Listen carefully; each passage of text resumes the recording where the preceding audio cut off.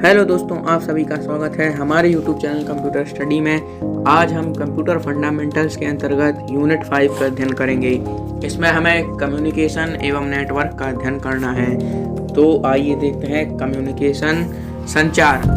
Communication अर्थात संचार का अर्थ है सूचनाओं का आदान प्रदान करना, लेकिन ये सूचनाएं तब तक उपयोगी नहीं हो सकती जब तक कि इन सूचनाओं का आदान प्रदान ना हो। पहले सूचनाओं या संदेशों को एक स्थान से दूसरे स्थान पर भेजने के लिए काफ़ी समय लगता था, किंतु वर्तमान में संदेशों का आदान प्रदान बहुत ही आसान हो गया है एवं समय भी कम लगता है। सैटेलाइट एवं टेलीविज़न ने तो सारी दुनिया को एक नगर में ही बदल दिया है। जब दो या दो से अधिक व्यक्ति आपस में कुछ सार्थक चिन्हों, संकेतों एवं प्रतीकों के माध्यम से विचार या भावनाओं का आदान प्रदान करते हैं तो उसे संचार कहते हैं। इसके पश्चात संचार के घटक हैं। तो संचार के घटक क्रमशः मैसेज, प्रेषक, माध्यम, प्राप्तकर्ता, प्रोटोकॉल आदि हैं। पहला है मैसेज। मैसेज वह जानकारी है जिसका आदान प्रदान किया जाता है। दूसरा है सेंडर अर्थात प्रेषक। प्रेषक वह व्यक्ति होता है जो संदेश भेजता है। तीसरा है मीडियम अर्थात माध्यम। तो संदेश भेजने के लिए जिन साधनों का प्रयोग किया जाता है वही मीडियम अर्थात माध्यम कहलाते हैं। इसके पश्चात है रिसीवर अर्थात प्राप्तकर्ता। तो वह व्यक्ति होता है जो संदेश प्राप्त करता है। इसके पश्चात है अंतिम है प्रोटोकॉल।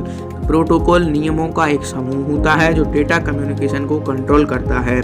इसके पश्चात हमें कम्युनिकेशन के प्रकार दिए हुए हैं। तो जिस प्रकार सड़क पर वन वे एवं टू वे होता है, ठीक उसी प्रकार कम्युनिकेशन चैनल पे भी मोड होते हैं। कम्युनिकेशन चैनल 3 प्रकार के होते हैं: सिंपलेक्स, अर्ध ड्यूप्लेक्स अर्थात हाफ ड्यूप्लेक्स, डुप्लेक्स एवं पूर्ण डुप्लेक्स, फुल डुप्लेक्स। तो देखते हैं सिंपलेक्स। इस अवस्था में डाटा का संचरण सदैव एक ही दिशा में होता है, अर्थात हम अपनी सूचनाओं को केवल भेज सकते हैं, प्राप्त नहीं कर सकते। सिंपलेक्स कम्युनिकेशन कहलाता है। जैसे कीबोर्ड में हम केवल सूचनाएं भेज सकते हैं, प्राप्त नहीं कर सकते। इसके पश्चात है अर्ध डुप्लेक्स अर्थात हाफ डुप्लेक्स। तो इस अवस्था में डाटा का संचरण दोनों दिशाओं में होता है, लेकिन एक समय में एक ही दिशा में संचरण होता है। यह अवस्था वैकल्पिक द्विमार्गीय टू वे अल्टरनेटिव कहलाती है। इस अवस्था में हम अपनी सूचनाओं को एक ही समय में या तो भेज सकते हैं अर्थात या तो प्राप्त कर सकते हैं। उदाहरणार्थ हार्ड डिस्क में डाटा का आदान प्रदान अर्ध ड्यूप्लेक्स अर्थात हाफ ड्यूप्लेक्स अवस्था में होता है। जब हार्ड डिस्क पर डाटा संग्रहित किया जाता है तो उस समय केवल डाटा को हार्ड डिस्क से संग्रहित किया जा सकता है, अर्थात उस समय हम डाटा को हार्ड डिस्क से पढ़ नहीं सकते। एवं जब हार्ड डिस्क से डाटा को पढ़ा जाता है तो उस समय हम डाटा को संग्रहित नहीं कर सकते। इसके पश्चात है पूर्ण ड्यूप्लेक्स अर्थात फुल ड्यूप्लेक्स। तो इस अवस्था में डाटा का संचरण एक समय में दोनों दिशाओं में संभव होता है, अर्थात हम एक ही समय में दोनों दिशाओं में सूचनाओं का संचरण भी कर सकते हैं, अर्थात हम एक ही समय में सूचना भेज सकते हैं एवं प्राप्त भी कर सकते हैं। पूर्ण ड्यूप्लेक्स फुल डुप्लेक्स कहलाता है। उदाहरणार्थ स्मार्टफोन। इसके पश्चात हमें कंप्यूटर नेटवर्क के प्रकार पढ़ने हैं। तो कंप्यूटर नेटवर्क को हम दूरी के आधार पर मुख्यतः 3 प्रकारों में बांट सकते हैं। पहला है लैन, दूसरा है मैन एवं तीसरा है बैन। तो आइए देखते हैं लैन अर्थात लोकल एरिया नेटवर्क।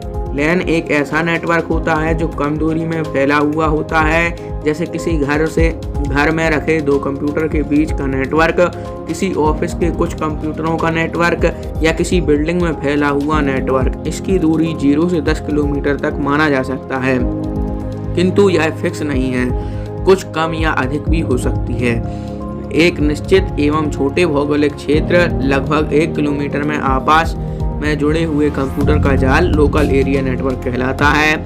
यह किसी एक ऑफिस, फैक्ट्री, विश्वविद्यालय कैंपस में कुछ किलोमीटर क्षेत्र तक ही फैला रहता है। इसके पश्चात ईथरनेट एक लोकप्रिय अर्थात लैन है। लैन में कंप्यूटर को जोड़ने के लिए बस टोपोलॉजी तथा कोएक्सियलिंग केबल का प्रयोग किया जाता है। इसके पश्चात दूसरा है मैन, मेट्रोपॉलिटन एरिया नेटवर्क अर्थात मैन एक ऐसा नेटवर्क होता है जो 2 या 2 शहरों के बीच फैला हुआ होता है। यह लैन से बड़ा होता है एवं इसकी दूरी 1 से 100 किलोमीटर तक मानी जा सकती है, किंतु यदि हम प्रायोगिक तौर पर देखें तो मैन का प्रयोग नहीं होता, केवल लैन एवं वैन का ही प्रयोग किया जाता है। लैन को बड़ा करने पर यह वैन बन जाता है।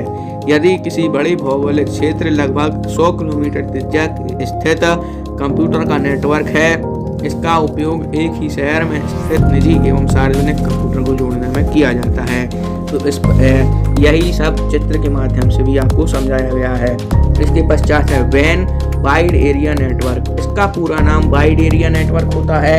यह क्षेत्रफल की दृष्टि से बड़ा नेटवर्क होता है। यह नेटवर्क न केवल एक बिल्डिंग, न केवल एक शहर तक ही सीमित रहता है, बल्कि यह पूरे विश्व को जोड़ने में कार्य करता है। अर्थात यह सबसे बड़ा नेटवर्क होता है। इसमें डाटा को सुरक्षित भेजा एवं प्राप्त किया जाता है। इस नेटवर्क में कंप्यूटर आपस में लीज्ड लाइन या स्विच सर्किट के द्वारा जुड़े होते हैं। इस नेटवर्क की भौगोलिक परिधि बड़ी होती है, जैसे पूरा शहर, देश या महादेश में फैला नेटवर्क का जाल। इंटरनेट इसका सबसे अच्छा उदाहरण है। बैंकों का एटीएम सुविधा वाइड एरिया नेटवर्क का भी एक उदाहरण है। इसकी विशेषताएं, यह तार रहित नेटवर्क होता है।